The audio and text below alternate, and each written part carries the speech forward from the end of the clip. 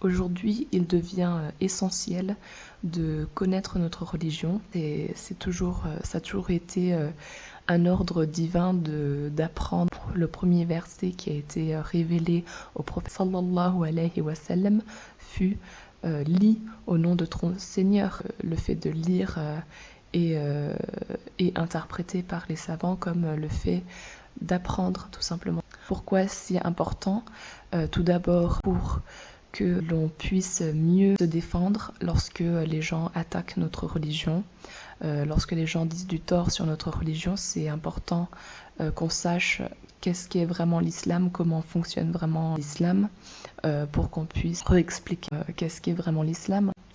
Deuxièmement, c'est aussi important pour pouvoir nous défendre aussi face aux musulmans aussi, qui ont une autre interprétation de l'islam. Malheureusement, aujourd'hui, ce qu'on voit, c'est que dès qu'un musulman a une autre façon de percevoir l'islam, il va essayer à tout prix d'imposer sa vision aux autres, alors que, machallah, la beauté de l'islam, c'est que en fait, elle convient à toute personne qui détient une personnalité différente, un penchant différent, une façon de voir le monde différent. Enfin voilà, chaque être humain est différent et chaque être humain a une façon différente d'appréhender le monde, et l'islam s'adapte très bien à chaque personnalité, à chaque façon d'être. On ne parle pas de l'unicité d'Allah ou des versets qui sont clairs et sur lesquels il n'y a aucune interprétation possible, mais subhanallah, dans le Coran, il y a aussi beaucoup de choses qui sont sujettes à plusieurs interprétations,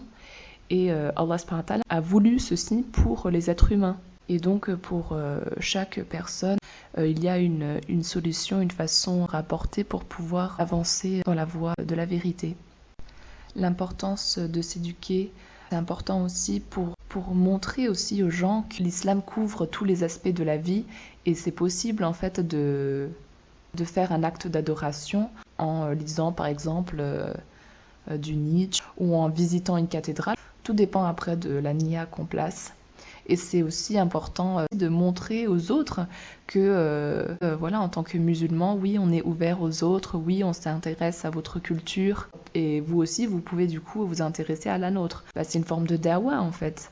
Pourquoi vouloir absolument toujours que les gens viennent vers nous et que nous on fasse 0 pas vers les autres, et que absolument il faut que ce soit les autres qui s'intéressent à notre islam et nous, malheur si on s'intéresse à eux. Non, ça c'est pas ça l'islam.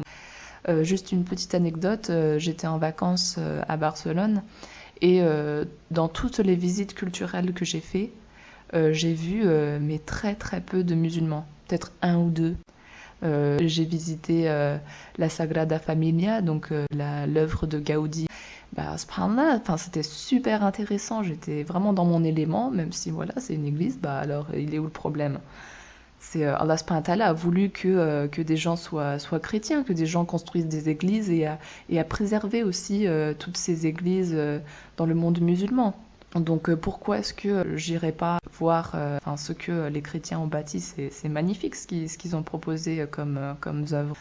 Et lorsque je visitais, tu regardes autour de toi, et elle est où la musulmane? Il n'y en a pas. Donc voilà, là aussi c'est pas surprenant après que certaines personnes ont des réactions aussi décalées avec ce qu'est réellement l'islam. Par contre, une autre remarque qui laisseront, j'espère, méditer plus d'une personne, lorsqu'on va au centre commercial, alors là tu les vois les musulmans. Voilà. Donc voilà l'image que dégagent les musulmans aujourd'hui. Donc vraiment à méditer.